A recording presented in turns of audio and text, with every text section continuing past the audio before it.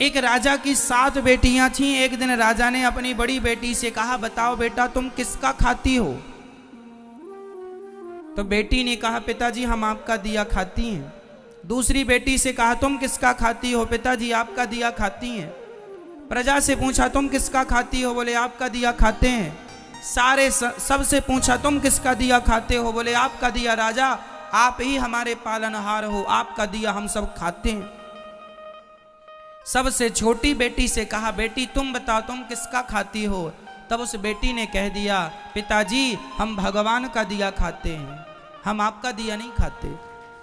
राजा को बड़ा बुरा लगा, उसे लगा हमारी इंसल्ट कर दी इसने, हमारा दिया खाती और नाम ले रही है भगवान का। राजा ने कहा, कोई भगवान भगवान नहीं होता, अरे मैं तुम्हें खाने ना दूं तो तुम मर जाओगी। बेटी ने कहा, पिताजी तो आप करके देख लो। राजा बड़ा गुस्से में आया और अपनी उस बेटी का विवाह ऐसे आदमी से कर दिया जो बिल्कुल गरीब था और बिल्कुल बीमार था। गरीब था और बिल्कुल अचल था। अचल मीन्स एक कदम भी। एक लकड़हारा था, जंगल में लकड़ी काटने गया, अचानक उसकी तबीयत बिगड़ गई और वहीं पर वो पड़ा रहा, वहीं मलमूत्र में घिसटता रहा। ऐसे गंदे आदमी से राजा ने अपनी उस बेटी का विवाह कर दिया कि देखता हूं तू अब कहती है भगवान का खाती हूं तो अब खिलाए तेरा भगवान। 6 बेटियों का विवाह उसने अच्छे राजाओं के घर किया, राजकुमारों के साथ खानदान में किया, और एक बेटी का विवाह लकड़हारे से कर दिया, वो भी जो बीमार था, जो मलमूत्र भी वहीं कर रहा था, पूरा गंदगी थी, मक्खियां भिन्न भिन्न कर रही थी। उस लड़की को लगा कोई बात नहीं, विधाता की ऐसी ही मर्जी है। वो लड़की जो थी अपने उस पति के संग रहने लगी। उसे पास में नदी थी तो ले गई, नहलाया धुलाया साफ किया, और जो उसके भाग्य में था मिला। उसका पति चल नहीं पाता था, अब वो क्या करे, पति को भोजन कैसे कराए? तो जंगल की लकड़ियां बीनती और ले जाके शहर में बेचती, जो पैसा आता उससे कुछ दवाइयां लाती, कुछ रोटियां लाती, खाती, पति को खिलाती, दवाई खिलाती। और वहां पर एक नाग नागिन, जंगल था ना तो जंगल में तो जीव जंतु ही रहेंगे, एक नाग नागिन का जोड़ा था। तो वो जब दूध लाया करती अपने पति को देती, और जो बच जाता तो दौने में वो वहां नाग नागिन को रख दिया करती थी। तो नाग नागिन दूध पीते और बड़े प्रेम से वो खुश रहते। अब वो धीरे धीरे उसका पति ठीक होने लग गया, बीमारी से उसको राहत मिलने लग गई, ठीक होने लगा। एक दिन नाग ने सोचा कि ये मेरी इतनी सेवा करती है, परोपकारी भाव है, यदि इसे धन मिल जाएगा तो ये तो समाज की बहुत सेवा करेगी। तो सांप ने उसे स्वप्न में कहा कि जहां हम लोग रहते हैं वहां बहुत बड़ा खजाना गड़ा है, तुम खोद लेना। वो लड़की ने खोदना शुरू किया, उसे सच्ची का खजाना मिल गया, जिसमें बहुत सारा सोने चांदी से भरा हुआ खजाना था। वो तो लखपति हो गई। उसने एक बड़ा सा महल बनवाया, नगर बसाया, ओ बढ़िया ठाट बाट बनाया, और दोनों राजा रानी हो गए। उसका पति बिल्कुल स्वस्थ हो गया और बढ़िया राज सिंहासन पर बैठने लगे, और बड़े प्रेम से हाथी घोड़ा इकट्ठा किया और सेना इकट्ठी की, राजा हो गया। वो रानी हो गई, पर उसने परोपकार नहीं छोड़ा।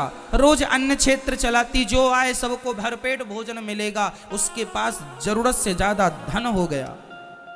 एक दिन वो सबको भोजन बांट रही थी तो उसने देखा कि लाइन में सबसे पीछे उसका बाप लगा हुआ और उसकी बहनें लाइन में लगी हैं भोजन के लिए। उसने पहचान लिया ये तो मेरा पिता है। उसने कहा, पिताजी आप? वो सन्न रह गया, कौन हो आप? मैं आपकी बेटी छोटी, लकड़हारे से विवाह किया था, कुछ याद आया? हाँ हाँ, पर तेरा ये ठाट बाट कैसे? पिताजी पहले ये बताओ कि आपकी ये दुर्गति कैसे हो गई? बेटी सच्ची कहा था तूने, हम बड़े अहंकार में थे कि मैं राजा हूं, लेकिन मेरी राजगद्दी छीनते देर नहीं लगी, सब नाश हो गया। सारी बेटियां जिन्होंने ये कहा था कि पिता के भाग्य का खाती हैं, आज पिता कुछ नहीं खिला पा रहा है इन्हें, आज तू खिला रही है। तब उस बेटी ने कहा, पिताजी मैंने कहा था ना कि सब अपने अपने भाग्य का और सब भगवान की कृपा का ही खाते हैं, सबको खिलाने वाला भगवान है। हम झूठा ये नाम लेते हैं कि हम किसी को खिला रहे हैं, कोई किसी को नहीं खिलाता, सबके पालनहार भगवान है। राजा ने उस बेटी के लिए लकड़हारा चुना था, लेकिन फिर भी मेरी माँ, कई बार बाप अपनी बेटी के लिए बहुत अच्छा घर चुनता है, घर और वर, फिर भी वो माइनस हो जाता है। और कई बार सामान्य लड़के के संग विवाह कर देने पर वो बहुत ठाट बाट में हो जाते हैं। सच्ची बताएं, हर आदमी अपना भाग्य लेकर पैदा होता है। ये भाग्य क्या है? जो पिछले जन्म में आपने अच्छा या बुरा कर्म किया था, वही अच्छे और बुरे कर्म के प्रतिफल को भाग्य कहते हैं। मैंने पिछले जन्म में बहुत अच्छा किया तो इस जन्म में मुझे बहुत अच्छा मिला, वही मेरा भाग्य है। मैंने पिछले जन्म में किसी के साथ बहुत गलत किया, आज मेरे साथ गलत हो रहा है, वही मेरा भाग्य है और वही मेरा कर्म दंड है। इसलिए हमें जीवन में कभी किसी को दोष नहीं देना चाहिए कि दुख तुम्हारे कारण मिला, दुख तुम्हारे कारण मिला। कोई किसी को दुखी नहीं करता, कोऊ ना काहू को सुख दुख कर दाता, निज कृत कर्म भोग सब भ्राता। हर व्यक्ति अपने किए का दंड भोगता है, अच्छे का अच्छा, बुरे का बुरा। इसलिए ये ईश्वर का विधान मानकर हर हाल में प्रसन्न रहकर भगवान का धन्यवाद करो। पिछली करनी बिगड़ी थी पर आज ना बिगाड़ो, अब ना बिगाड़ो, अब बिगड़ेगा तो कल भी बिगड़ेगा। पिछला कल बिगड़ा तो वर्तमान बिगड़ा है, वर्तमान बिगाड़ोगे तो भविष्य भी बिगड़ जाएगा। इसलिए अब तो अच्छा करो, अब गलत ना करो, क्योंकि आज से ही कल है। जिसका वर्तमान अच्छा है, प्रेजेंट अच्छा है, उसका फ्यूचर अच्छा है, भविष्य अच्छा है। वर्तमान बिगड़ा तो भविष्य बिगड़ा। तो बताओ हम सब किसका खाते हैं मेरी मां? किसकी कृपा का? हमें भगवान ही खिला पिला रहे हैं। जहां का दाना पानी होता है, आप लोगों का वृंदावन का दाना पानी था तो आप वृंदावन आए, बिहारी जी ने बुलाया। दाने दाने में लिखा है खाने वाले का नाम। ये सब तय कौन करता है? विधाता। 2030 में मैं इस आज के दिन क्या खाऊंगा क्या नहीं खाऊंगा, ये भी फिक्स है परमात्मा की तरफ से। कहाँ खाऊंगा, कहाँ रहूंगा, कहाँ नहीं रहूंगा, ये सब तय है। पूरी प्लानिंग, पूरी हमारी कहानी लिखी हुई है। आखिरी श्वास हमें कहाँ लेना है, यह भी ईश्वर की डायरी में लिखा हुआ है। हमारी आखिरी सांस कहाँ निकलेगी, वो स्थान क्या होगा, मृत्यु का कारण क्या होगा, सब ईश्वर की डायरी में सब अभी सब कुछ है।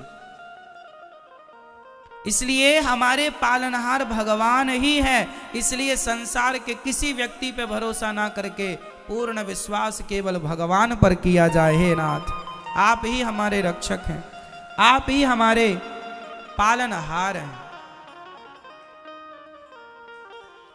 हम अहंकार ना करें कि हम खिला रहे हैं, हम दे रहे हैं, हमने ये किया, हमने वो किया। आज कुछ लोगों को हम देखते हैं वो ऐसे ऐसे चलते हैं, छाती तान के।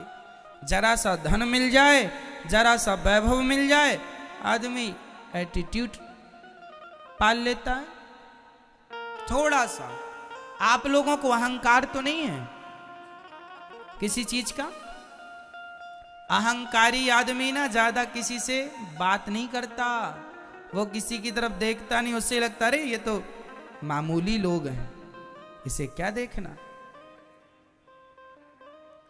किसी को मामूली ना समझना। आपको पता है हाथी जब चलता है तो सूंड से फूंक मारता हुआ चलता है। आपको पता है हाथी सूंड से फूंक क्यों मारता है?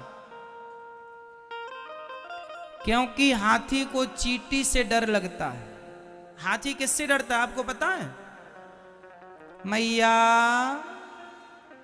हाथी किससे डरता है? क्यों? क्योंकि हाथी चींटी के काटने से मर जाता है। कहां?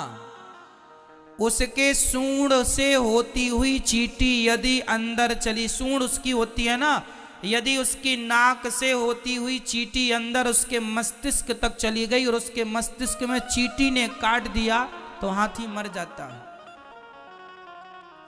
जो हाथी इतना पावरफुल होता है वो एक नन्ही सी चींटी के काटने में मर जाता। पर चींटी सही जगह काटे तो, पांव में काटती रहे तो कुछ नहीं, मस्तिष्क में काटेगी तो। हाथी चींटी को भी छोटा नहीं समझता, इसलिए हमें भी कभी किसी को छोटा नहीं समझना है, सबका आदर करना है, सबका सम्मान। क्यों? क्योंकि सबको ईश्वर ने बनाया है। ये तुम अहंकार ना पालो कि हमने ये, हमने वो, हम ये, हम वो। ना जी, तुम कुछ भी नहीं हो। हमारा और तुम्हारा कुछ नहीं है संसार में, और हमारी तुम्हारी अकड़ भी नहीं चलती। कई लोग कहते हैं कि मैं ना हूं तो तुम मर जाओ। अच्छा, ऐसा भी कर लो। अच्छा ये बताओ, आपके बिना आपका घर चलेगा कि नहीं? बोलो, चलेगा? कई लोग ये सोचते हैं ना, हमारे बाद क्या होगा महाराज, सब अच्छा होगा, तुम मरो।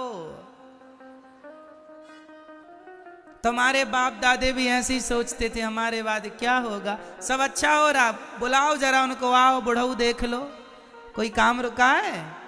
तुम जबरदस्ती टेंशन पालते थे, हमारे बाद क्या होगा, आराम से मरो।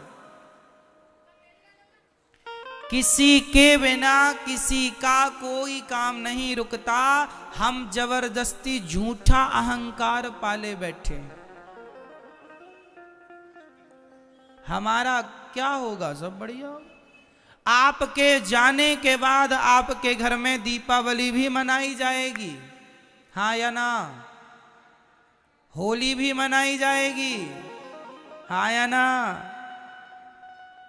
है ना? शादी विवाह में आपके घर भांगड़ा बजेगा और आप नाचोगे भी।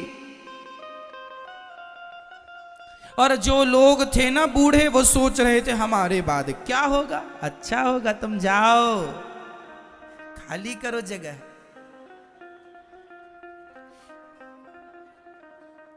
ये अहंकार ना पाल कर बैठना, तुम्हारी जरूरत किसी को नहीं है।